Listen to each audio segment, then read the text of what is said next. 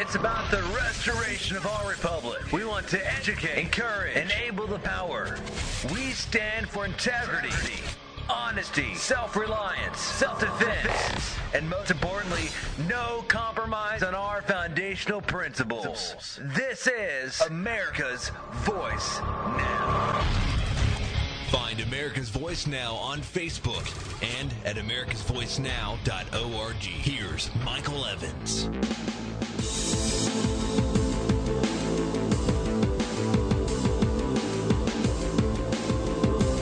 Good morning, America. You're listening to America's Voice Now. My name is Michael Evans. I'll be your host this morning. It's snowy. It's cold. And the storm isn't just raging out in the atmosphere. You know, normally I try to choose and pick things to talk about that are going to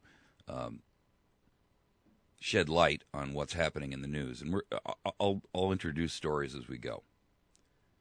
But I think this morning one of the things that I want to talk about is the fact that we've been working here and trying for a very long time to change the paradigm, to change the scenario, to change the way things operate. And I think we're missing, to a certain extent, the point of how we're supposed to move forward. In other words, we are allowing others to set the rules by which we operate. And those rules are not designed for our benefit. They're not designed to enable us to be more functional, to be more in control of our own destiny, of our own self-governance.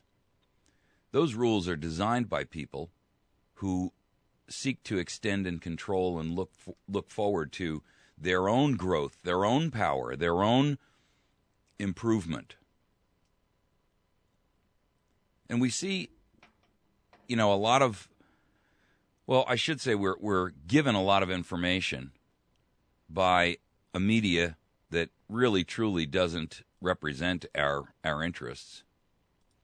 They are no longer educating us about what's going on around us in the world.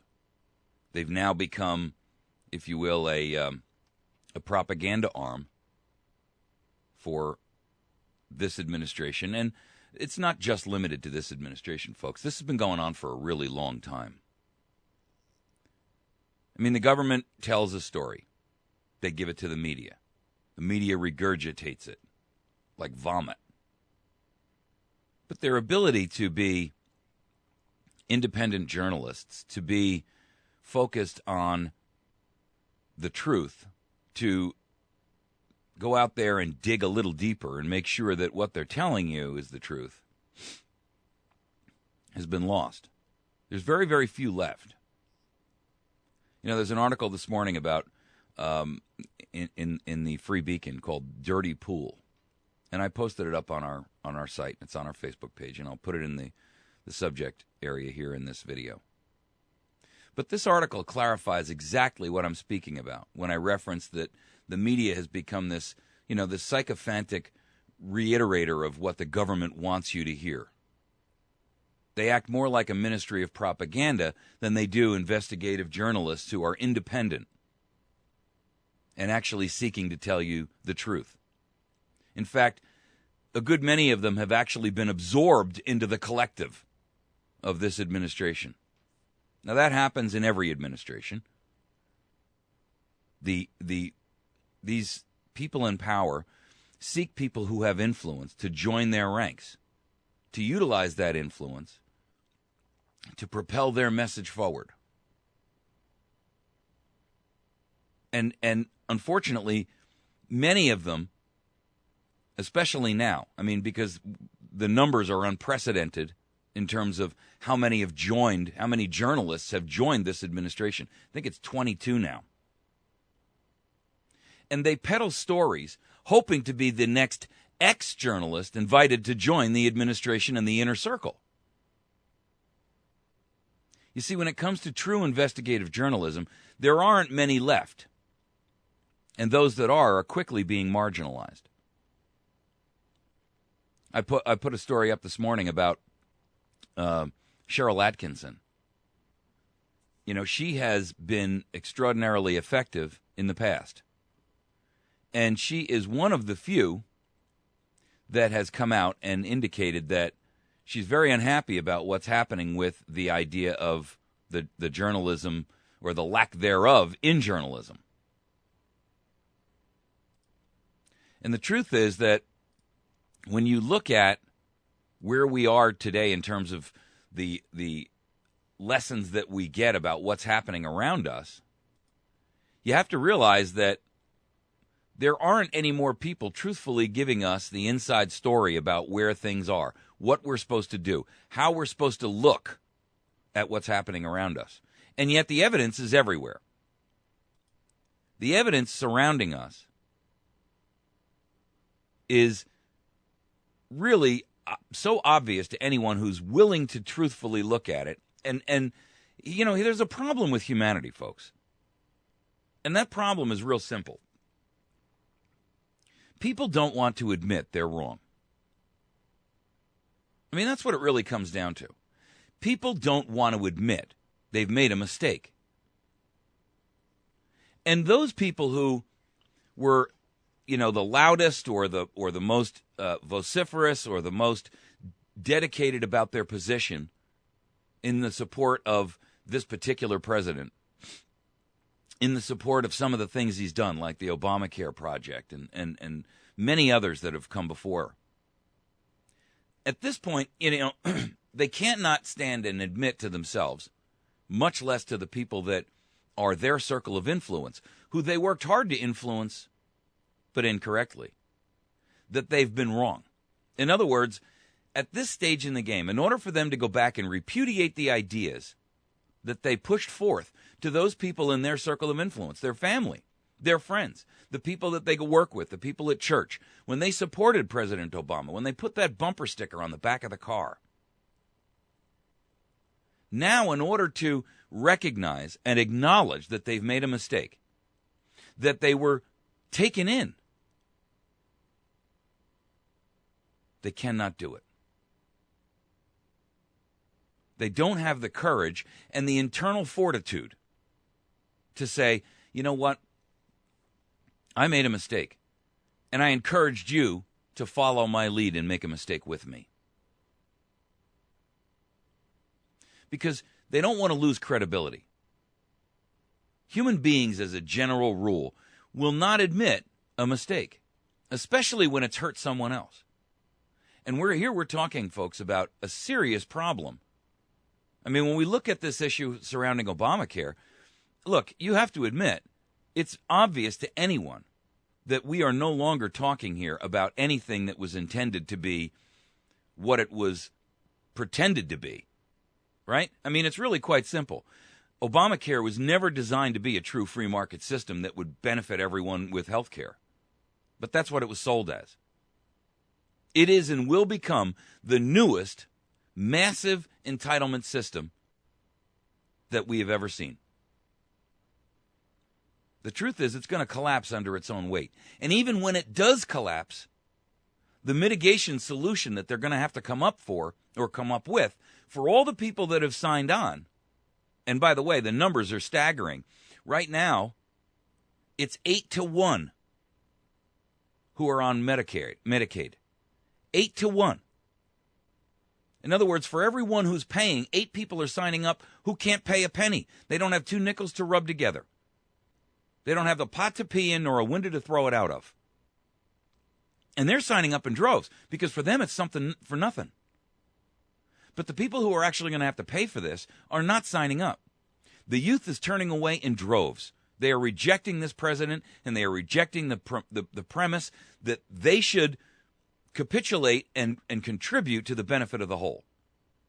Because they see it for what it is. It's a sham. And this will collapse. And when it does, when the doctors refuse to participate, when the young people refuse to sign up, all those millions of people who have signed up, who were on Medicaid and are now receiving government subsidies, what are we going to do with them? we're going to have to come up with some kind of a strategy that says, well, everyone who did sign up, now we can't take it away from you, because we never take away entitlement and welfare programs, ever. And that's the hook, folks. That's the hook in the fish's mouth. Those people who are signing up for Medicaid, who are actually not truly poverty-stricken, but have the semblance to afford some insurance, but because of the way they've played these games with, you can be 400% of the poverty level in order to qualify for some level of subsidy, then you get pushed into the Medicaid rolls.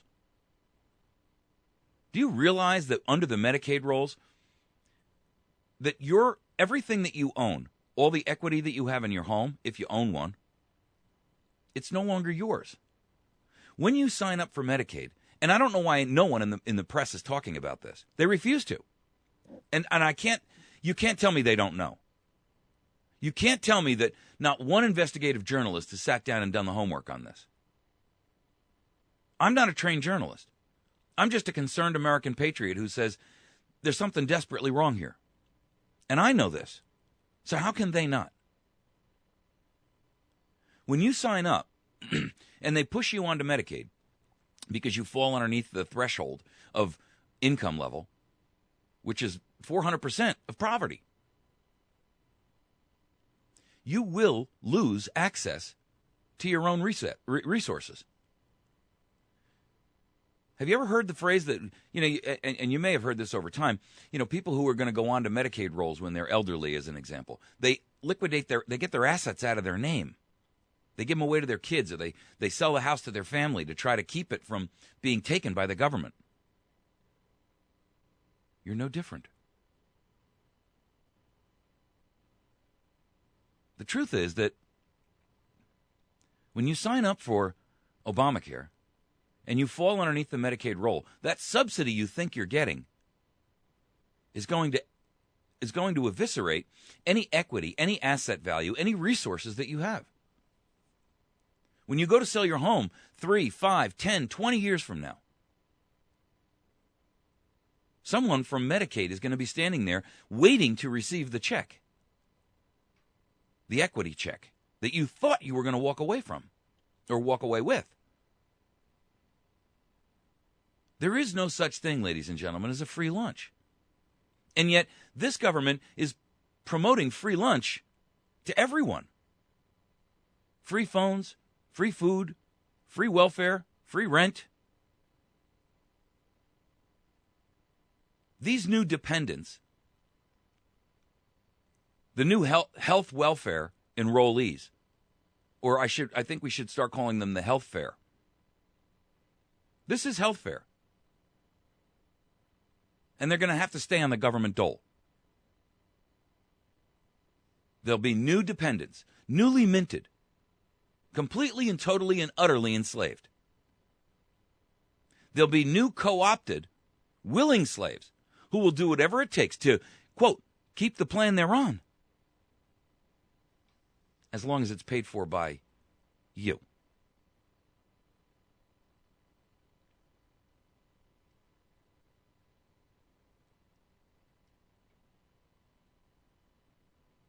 The truth is that the young people in this country are starting to realize the error of their ways.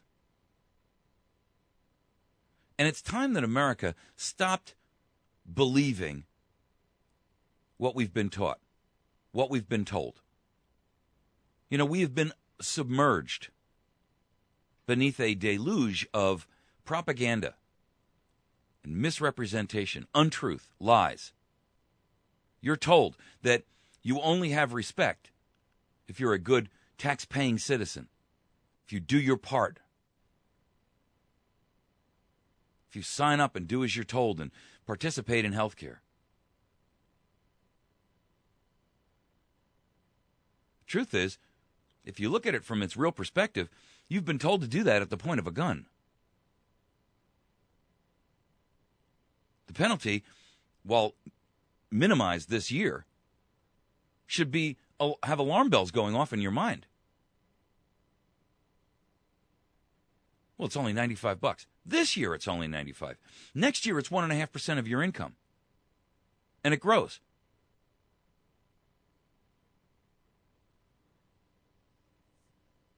You see, the truth is that we have been told that we should always do what we're told. And we're continuing to do that. And it's a mistake. And it's a mistake of mammoth proportion. Because what we're doing is we're allowing the tone, we're allowing ourselves to be couched, to be set. Instead of being independent, instead of having self-governance, instead of being self-reliant and self-responsible, over the last 50 or 60 years, we have been so beaten by this mantra of government is here to save you, to be your salvation, your savior. And that government will do it for you.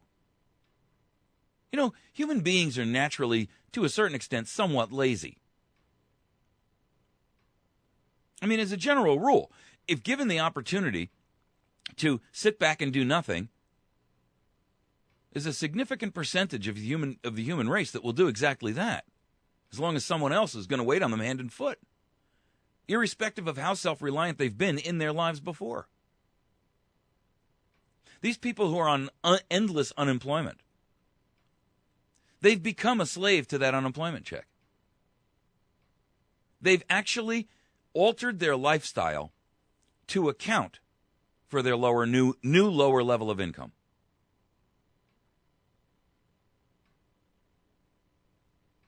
They've changed the direction their life's ship was heading in. They've turned the rudder. And they've now adapted to this new low, the new lowest common denominator. They're comfortable with their feet up on the ottoman. And I get it. You know, I don't have a lot of money to spend on extracurricular things, but I've got a free phone and my utilities are paid. I get a check every month or twice a month for my unemployment. I got welfare. I've got an EBT card. Hey, with all due respect, I ask you to take a look in the mirror and ask yourself, why don't you just commit a crime and go to prison? You get all those things there too.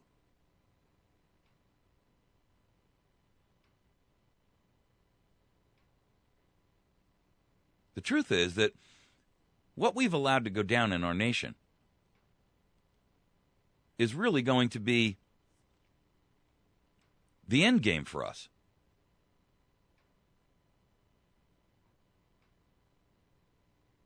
And we're giving up our pride. And we're giving up our self-respect. And we're giving up our self-esteem. The true stuff, the real stuff. Not that ribbon that every kid gets that says, you know, you're a hero because they made the end of the race. Not that kind. The real kind. The kind that when you look in the mirror, you say, I'm worthwhile. I've accomplished something. I've done something. I've been able to survive and not only survive, but I've been able to improve. I've done good things. I've earned this. It's mine. I worked hard for it. And I'm entitled to it because I earned it, not because someone said I'm entitled to something for nothing. You know, we're very close to where we were in the 1920s. You've heard of the Roaring '20s. Well, none of us were alive, so none of us were there to remember it. But the truth is, and those that are alive, by the way, are too old to have remembered the real heyday of it. They remember the net result, but ultimately they don't remember the real heyday. Money was cheap. Morals were low. Ethics were non-existent. There was no integrity. There was no honor. Everybody was playing the game. And it all came crashing down. In 1929, the stock market crashed. The unemployment was at unprecedented levels. Had never before been reached in the United States of America. People stood with their entire families in a soup line just waiting for a free meal. because there was no work. You know, there's an article out there on Freedom Outpost this morning, and I've posted it up on our website, but I'd like to go over some highlights of it. It says America should take a lesson from the Ukrainians, demanding the resignation of a Russian-friendly president. The Orange Revolution, which is the Ukrainians who have gathered in the city, in their capital city of Kiev, they have been protesting their government's decision to align itself with Russia instead of the Europe and the European Union. The government has agreed to align themselves with Russia on trade and different association agreements. And the people said, wait a second, whoa, stop right there. We don't want to go back there. We were a Russian satellite during the years of the USSR. It's not in our best interest. And they've actually been asking the United States to support them and help them in this. What they don't realize is that, you know, we're 100 yards away, flailing and drowning ourselves. We're not in a position to swim over and help them. But these people in the Ukraine, they decided that their government hadn't followed a plan that they deemed to be the surest course for the benefit of the nation as a whole, for the benefit of the people. So they called on their president to resign in massive, peaceful, civil disobedience. They're standing outside in the cold by the thousands, and they're not moving. They're camping there. They're saying, we're not leaving until you do. We've had enough. You don't represent us. You don't stand for us. You don't support us. You're a puppet for someone else.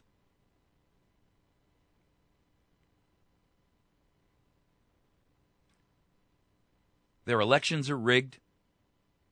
Sound familiar? The intimidation is on to intimidate those people who would stand up for liberty and freedom and their right to self-governance. Does that sound familiar to you?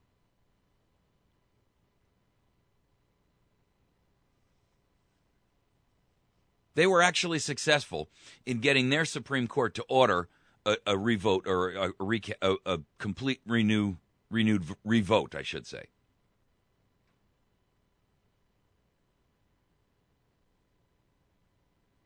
But guess what? When the revote was done, Yanukovic's opposition won. He's the president that we're talking about here. But he was still elected president in 2010. What I'm trying to tell you is that it's extraordinarily similar, shadow similar, to the situation that is now occurring here in our nation. Let's not fool ourselves into believing that the electoral process has any integrity. We're going to take a break. I realize I ran over the clock here. We'll be back in 1 second.